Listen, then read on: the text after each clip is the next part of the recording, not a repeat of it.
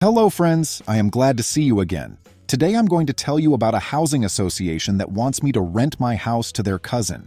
People always warn you, never buy into a neighborhood run by an HOA unless you enjoy spontaneous migraines. I thought I was the exception. My little two-story with the lemon tree out front felt like the reward for a decade of living on store-brand ramen and coding late into the night. Even when the HOA sent those chirpy newsletters about paint shades and mailbox heights, I shrugged them off. They were background noise. Until the day a certified letter showed up with a demand so bizarre it sounded like a prank. According to the letter, the HOA's Board of Trustees, 5 retirees who treated the community bylaws like holy scripture, had confirmed that I was planning to rent out my house. Their proof? A screenshot of a rental listing that someone had posted on a local classified site using photos from an open house flyer I'd made a year earlier. Back when my job almost relocated me across the country. I'd never published that ad. Apparently, someone else did, slapped on my address and left the rent section blank. To the board, that was good enough. The letter declared that under an obscure bylaw from 1998, any homeowner who initiated steps to rent their residence must give first right of refusal to a relation of a current resident in good standing, meaning a family member of someone already living here. Conveniently, my next-door neighbor, Corey, had a cousin named Raven who just so happened to be in need of a place. The board insisted I offer Raven a lease at a community-minded rate, which they calculated at 40% below market. The piece de resistance came near the end. Those who rent this property will not enjoy a normal life unless it is the neighbor's cousin. Failure to comply may subject you to daily fines of $250 and a lien on the property. I read that last sentence 3 times, hearing the Twilight Zone theme in my head. Was that a threat? A prophecy? An HOA curse? Whatever it was the opening salvo in a fight I never asked for but refused to lose. First things first, I called the board's office number. Vivian, the board president, answered with the sugar-sweet tone of someone who schedules bake sales and civil wars in the same breath. I explained there must be a mistake. I wasn't renting my house at all, let alone at a bargain. She tisk-tisked, like I was an unruly kid caught with permanent marker. "Dear, we already approved your future tenant," she said. "Raven will be a wonderful addition. Corey assures us she's respectful and quiet. If you change your mind, we'll consider that a hostile act against the cohesion of our community." A hostile act, right. I hung up, adrenaline racing, and dug out the HOA bylaws. Until that afternoon, I'd never read past the landscaping section. But now I learned that the 1998 amendment required owners to notify the HOA before listing for rent, then wait 30 days for any qualified relatives to claim priority. Fine. But it never forced a discount, and it absolutely never threatened bodily or supernatural harm for non-compliance. The language in the letter was a creative upgrade, one they must have hoped I wouldn't question. Corey knocked on my door that evening, pretending neighborly concern. He was early 40s, gym-regular biceps straining his polo shirt, the sort of guy who spoke in corporate buzzwords even when discussing barbecue sauce. He brought a 6-pack of craft soda, set it on my counter like a bribe, and launched into a speech about how synergistic it would be if Raven moved in next to him. Apparently her current lease was ending. She had a dog that loved lemon trees, and the discount would free up her capital to pursue graduate studies in mindfulness. He never asked if I actually wanted to rent in the first place. I told him I wasn't planning on becoming a landlord and certainly wasn't giving away 40% of the value of my mortgage. Corey's smile thinned. He nodded like he understood, and then he left, soda untouched as though marking territory. The next morning, I woke to a bright yellow violation notice zip-tied to my front door handle. Failure to list property at agreed community rate. Fine assessed, $250. They weren't kidding about daily penalties. Fine number 1 had landed before I'd even brushed my teeth. That's when I realized the board was testing how stubborn I could be. Unfortunately for them, I write complex back-end systems for a living. Stubbornness is my default setting. I started documenting everything. Photos of the notes, timestamps, screenshots of the rogue rental ad. I emailed the board, requesting all communications related to the alleged rule and the normal life threat. They ignored me, so I filed an official dispute under the HOA's own process, which triggered a hearing in 30 days. Meanwhile, fines piled up like snowdrifts, $250 each sunrise, plus administrative fees for the paperwork they themselves generated. My mailbox looked like a Monopoly chance deck. 30 days of this nonsense gave me plenty of time to research. I discovered that state law capped HOA fines at $100 per day unless the governing document stated higher, and our bylaws never did. Anything above that was illegal. Even better, our state had a statute penalizing HOAs that liens a home in bad faith. Triple damages, attorney's fees, the works. Armed with that, I replied to every fine notice with a certified letter citing the law and demanding they cease billing me more than the statutory limit. They ignored those too. Fine. Let them dig their hole. As the hearing approached, I gathered allies. Turns out I wasn't the only owner terrorized by Vivian's board. A retired Marine named Trent had been cited for the crime of hanging a U.S. flag too large for aesthetic continuity. A single mom, Noelle, owed $3,000 in fines because her kids chalk-doodled smiley faces on the sidewalk. The HOA called it graffiti. We formed an informal coalition, sharing copies of letters, comparing signatures, noting how often the board overstepped. What emerged looked less like neighbors enforcing rules and more like petty tyrants enforcing whim. The night before my hearing, I received a plain envelope slipped under my door. Inside was a typed note: "Relent, or the house will remain empty forever." No signature, no other explanation. I should have been scared, but instead I felt the same cold resolve that hits right before pushing a major code deployment. You triple-check everything, then press run. The hearing took place in the clubhouse, a building modeled after an 18th century parsonage, complete with a steeple that served no purpose except scaring birds. Long folding tables formed a horseshoe. The 5 board members sat behind name plaques. Vivian's plaque was decorated with rhinestones. The room held maybe 15 spectators. Corey smirking in a corner, Raven petting a tiny dog hidden in her purse. Trent and Noelle, arms crossed in silent solidarity. I set my 3-inch binder on the table, its weight making a satisfying thud. Vivian opened with theater-worthy gravitas. "Homeowner, you stand accused of willful non-compliance with Bylaw 14C regarding rental procedures and agreed terms for cousin priority." She really said cousin priority. I bit my lip to avoid laughing. She motioned to a projector displaying the bootleg rental listing. My address, my photos, rent listed as TBD. Vivian clicked to the next slide, an email from Corey to the board. In it, Corey claimed I had verbally promised Raven a lease at 40% under market, then reneged. That email was time-stamped 2 days before the board's first letter, before I even knew any of this existed. It also said I'd threatened to report Raven's dog to animal control if she moved in. The lie was so sloppy I almost applauded. When it was my turn, I thanked them for gathering, then flipped open my binder. Page 1, a notarized statement from me denying any intent to rent. Page 2, a sworn affidavit from the classified site's admin confirming the posting account belonged to an IP traced to the clubhouse's public Wi-Fi. Page 3, a printout of the 1998 amendment, with passages highlighted showing there was no requirement for a discount, nor any normal life warning. Page 4, the state statute limiting daily fines. Page 5, a draft lawsuit naming each board member personally for bad faith lien threats, with a request for punitive damages. The room went silent. Vivian's cheeks adopted the color of overripe cherries. She adjusted her scarf, but the knots in her voice stayed tangled. Well, that is to say, this isn't a court. We prefer friendly resolutions. I read aloud from the note left under my door, then from an email chain where Vivian wrote, "The owner must be taught a lesson lest others follow." Her signature sparkly cursive was unmistakable. At that point, Trent pushed himself to his feet. "For the record, I was fined for flying the flag I wore on my sleeve in combat," he said. "I'm joining this lawsuit, and I'm tired of paying for chalk drawings," Noelle added. A murmur arose in the room. Several other residents nodded. Collective courage is a powerful thing. Vivian saw it slipping away. She cleared her throat. "It appears there have been miscommunications.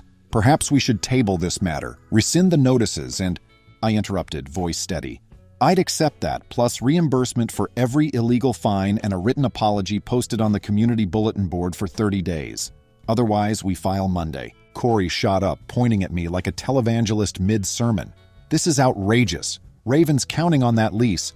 "She can apply for a normal rental at market rate like everyone else," I replied. "And you, Corey? You might want to consult the classified site's IP log before defending your emails." His face answered for him. He knew exactly what I insinuated. probably because he used the clubhouse Wi-Fi to create the fake ad. Vivian huddled with her board for an agonizing 2 minutes. When they turned back, she forced a smile so tight it sounded audibly plastic. "We agree to your terms." I leaned back, letting the decision sink in. The meeting adjourned. Corey stormed out, Raven following, Purse Dog yapping accusations at my ankles. 2 weeks later, the apology appeared on pink paper at every mailbox. The Board of Trustees regrets its overzealous enforcement and hereby withdraws all notices and penalties issued to homeowner on Maple Hollow Drive. They refused to print my name, as if that made them sound less sorry. A check for the refunded fines arrived by courier. Vivian's sparkly signature was noticeably absent. She'd resigned for health reasons. Rumor said she'd moved to live with her sister 2 states over, away from HOA politics forever. Yet the story didn't end there, because in the process of studying the bylaws, I discovered a clause allowing any homeowner to call a special election to recall the entire board if they secured petition signatures from 15% of the neighborhood. I typed up the petition, distributed it door to door with Trent and Noel, and gathered twice the required number in 48 hours. Folks practically tripped over each other to sign. At the recall meeting, the remaining board members faced an audience of 60 residents, most holding color-printed copies of my lawsuit draft. The vote was swift. All 4 were ousted. A transitional committee took over, promising transparency and proportional enforcement. I declined nomination to the new board.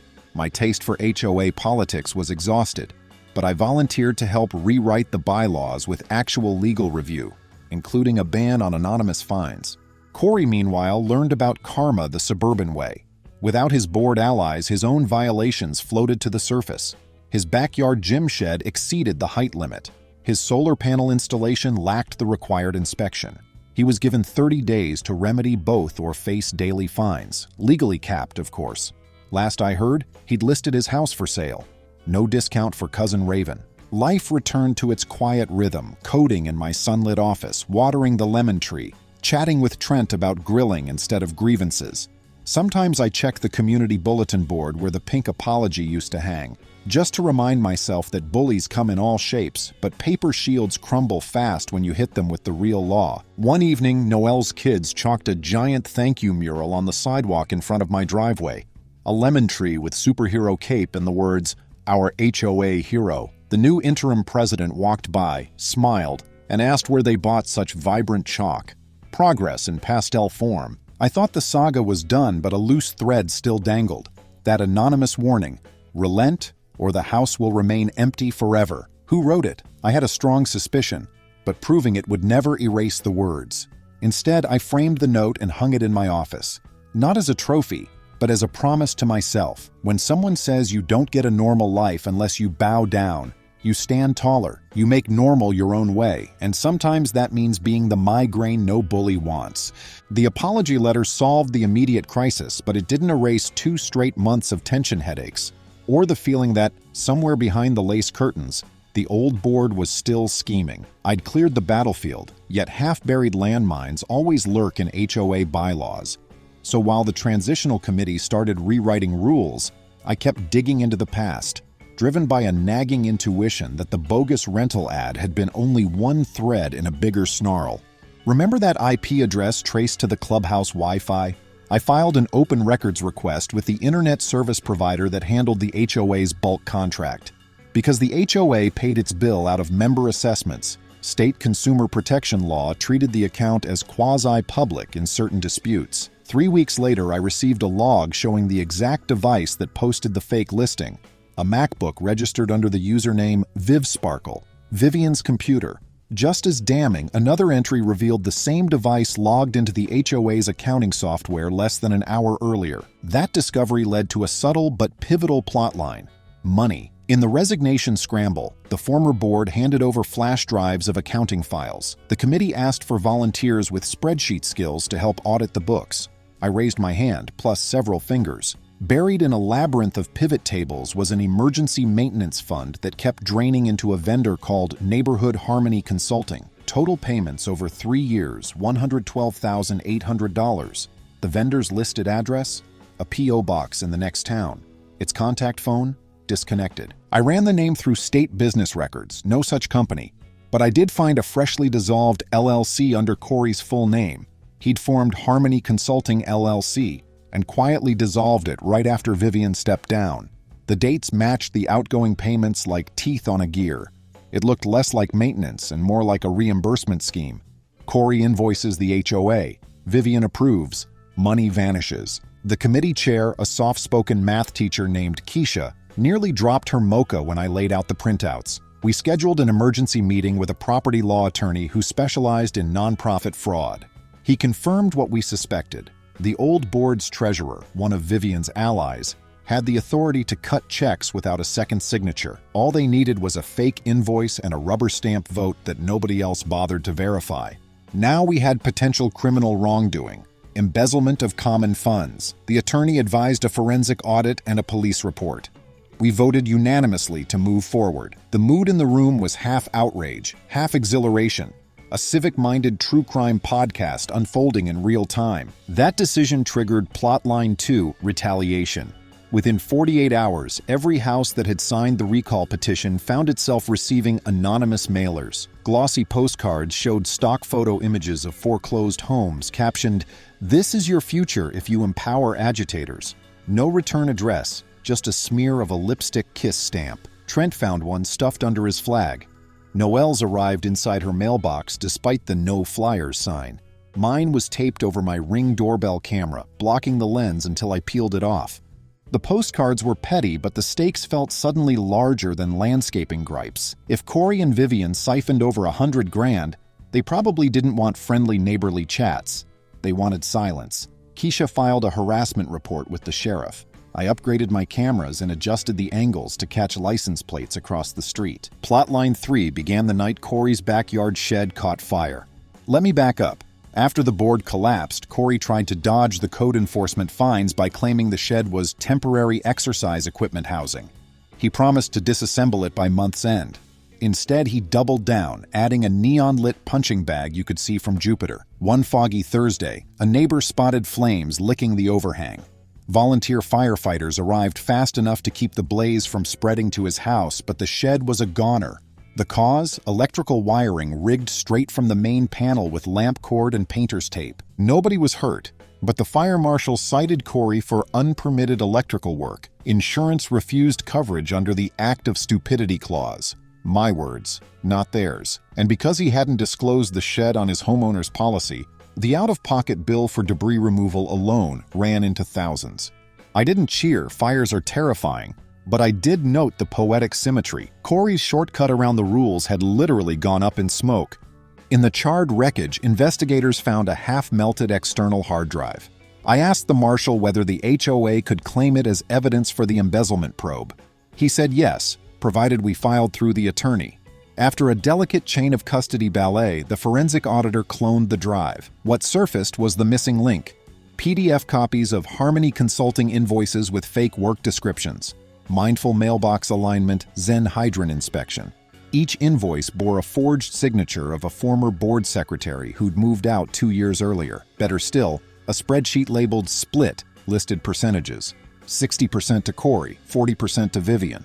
Armed with that, the committee met again, this time with 2 sheriff's detectives present. They asked precise questions, took statements, and left with banker boxes of files. No handcuffs yet, but momentum rolled our way.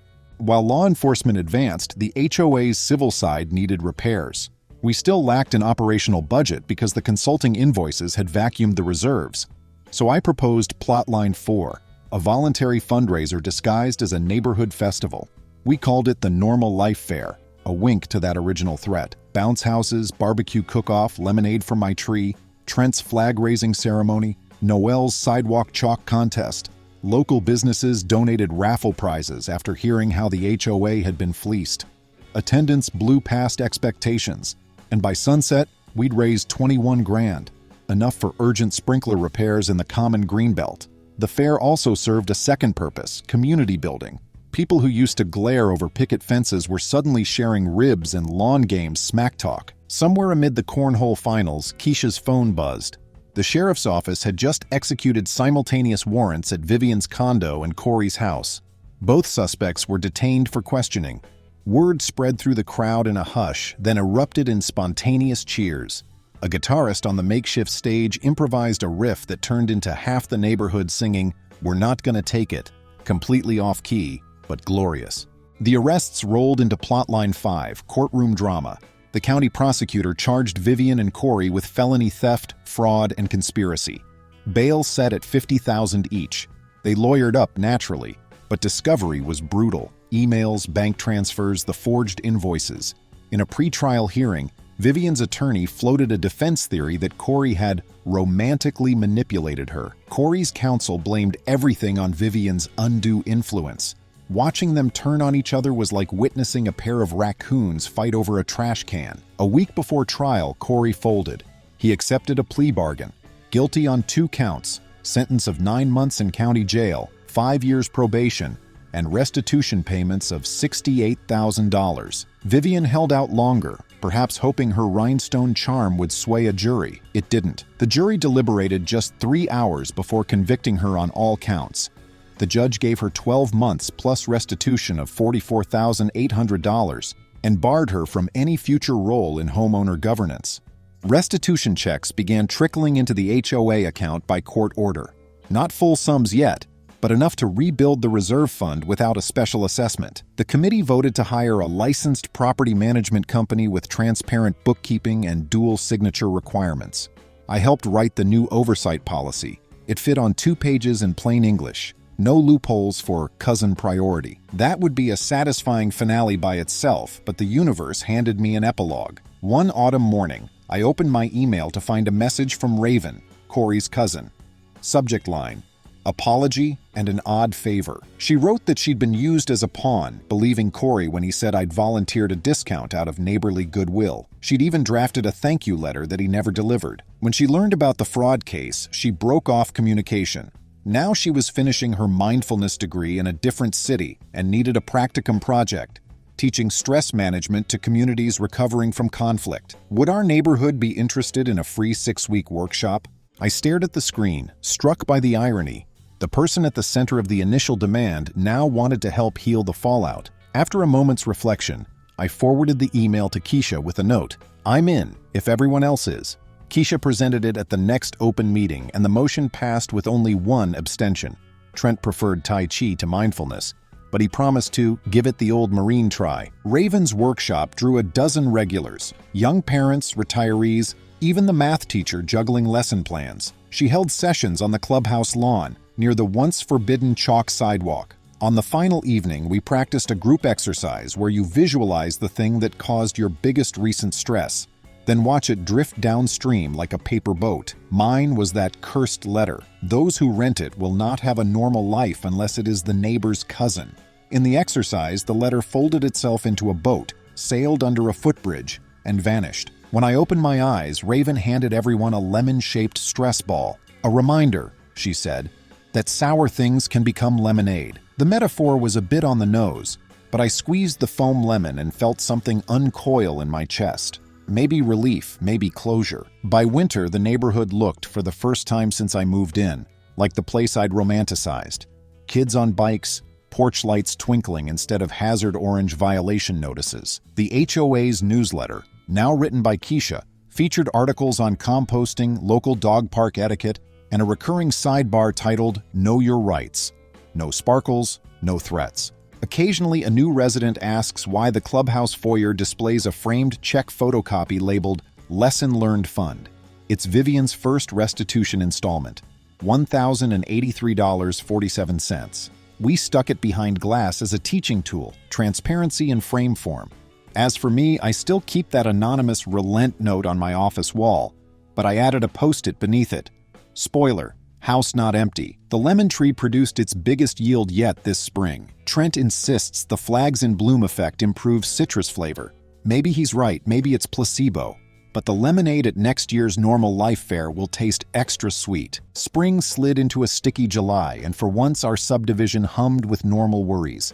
Who overwatered the azaleas? Whose teen drove too fast? Whether the ice cream truck really needed to blast circus music at 10 p.m., I'd almost convinced myself the whole HOA saga had faded into neighborhood folklore, a tale to scare rookie homeowners. Then, A thick envelope arrived from a downtown law firm whose letterhead alone looked more expensive than my first car.